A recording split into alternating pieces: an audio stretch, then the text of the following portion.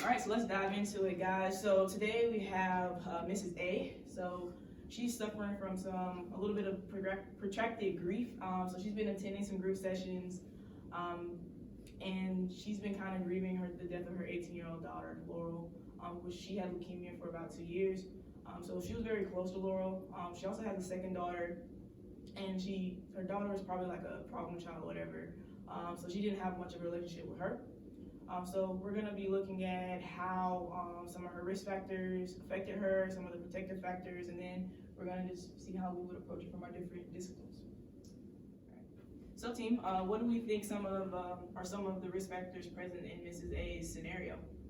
Well, the first one I noticed that occurred early in life was her upbringing. So the case stated that she had a lack of economic resources from growing up in a poor household, so there's possibly some potential stress in dealing with that. Right. And this lack of economic resources, during that time, her boyfriend decided to sell drugs.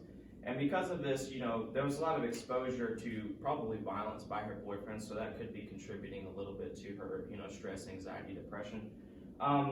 It's just kind of a stressful environment growing up, especially with kids. It's very difficult to raise them in that kind of environment, so I think that could also be contributing. I said she had to raise 2 children alone after her baby daddy left, so that could compound any financial and emotional stress that she might have had. And then dealing with her daughter's hospitalizations with Laurel, there's definitely some financial stress and emotional strain that can occur from going through that situation.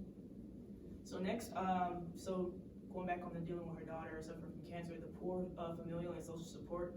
Like Jacob said, the baby daddy was in and out of her life. He was incarcerated a few times. And just not having that social support when dealing through stress when dealing through a tough situation could cause unnecessary and unwanted stress that could lead to some poor health outcomes. Additionally, Samuel mentioned before the exposure to substance use. She later experienced it with her daughter Holly as well. So that exposure is also another risk factor, which leads her to the whole negative thinking and her relationship with Holly not being the best. And after the death of her daughter, she experienced some suicidal ideation, grieving over her daughter. Protective factors we observed for Miss A was she has the social support group that she's in, so she has other people to talk to that may be experiencing similar things. She also has her supportive husband, who we can imagine is loving, caring, and will stay by her every step of the way. She also has her daughter Holly, which she's not on the greatest relationship with, but she could use this moment as a time to reconcile with her and find somebody else who understands the pain she's going through. She also lost a daughter. And then we also put that she has help-seeking behavior. She's going to support groups and stuff like that, so obviously she wants to get better. All right, so let's start by discussing ways we can help Miss A using a public health standpoint. So I looked into a couple different evidence-based programs, particularly on families grieving with cancer loss. What I did find was there's a lack of empirical support and research on these types of programs, and the ones that I did find were for children dealing with parents who lost parents to cancer, not necessarily the parents who lost their children to cancer. But I did find a few evidence-based programs related to suicide and suicidal ideation. So they're just a matter of looking for those programs and creating one that's tailored to Miss A and her situation. So just keep going with the whole evidence-based.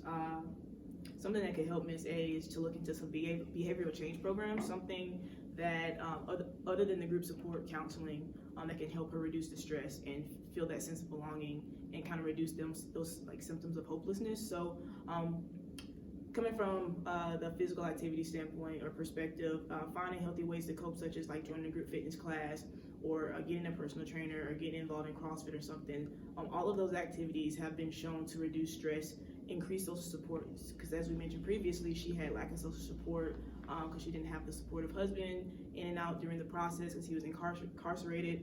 So just being in those group fitness classes, getting that increased sense of social support, having people in her corner, and also getting her levels of physical activity up to reduce that stress would just be a great way to help Miss A in this situation. All right, so my interprofessional approach as a psychologist, psychology major, soon to graduate, is I found that there's a lot of relaxation apps that she could possibly use. These apps are free. They usually have trial versions that she can use at any given time. So one in particular that I found is called Headspace. This is kind of like a Zen meditation app that focuses on breathing techniques. And like I said, it's free and it's good for times of crisis. I downloaded the app and I saw that it actually has tailored videos that you can use in a time of like an anxiety crisis. So they talk to you and kind of guide you through the process to calm you down and get you back stable. And the last thing, when push comes to shove, and she's having a suicidal ideation, she can always call the suicide prevention lifeline. That's always there 24 hours a day, 7 days a week, 365 days a year. They will talk to you at any given time with whatever you need to speak about. That number is 1-800-273-8255. All right, so I'm a public health major, epidemiology concentration. What I would suggest, as I said earlier, would be to mend the relationship with her daughter, Holly.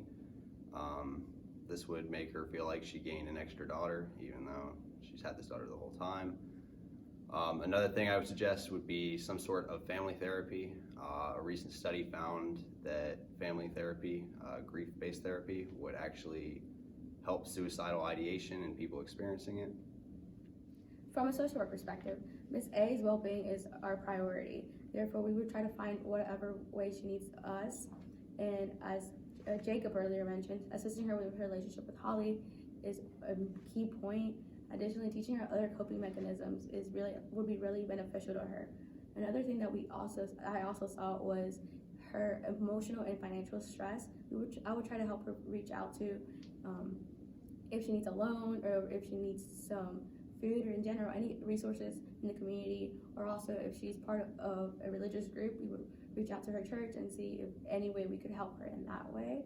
Additionally, from a macro perspective, cancer is really common, and as earlier mentioned, there is not a policy or anything in place to help those parents grieving their child. We don't really know what happens to them. We just let them be, and looking into a way that we could help them in that way would be very beneficial to many people. All right, team, I think this was a great discussion, bringing in all of our interprofessional viewpoints. And I think with all these ideas, if we can get any of these implemented in the future, they would greatly help people, individuals like Miss A, who are suffering from protracted grief. So job well done to all of you, and I'll see you all at the next meeting.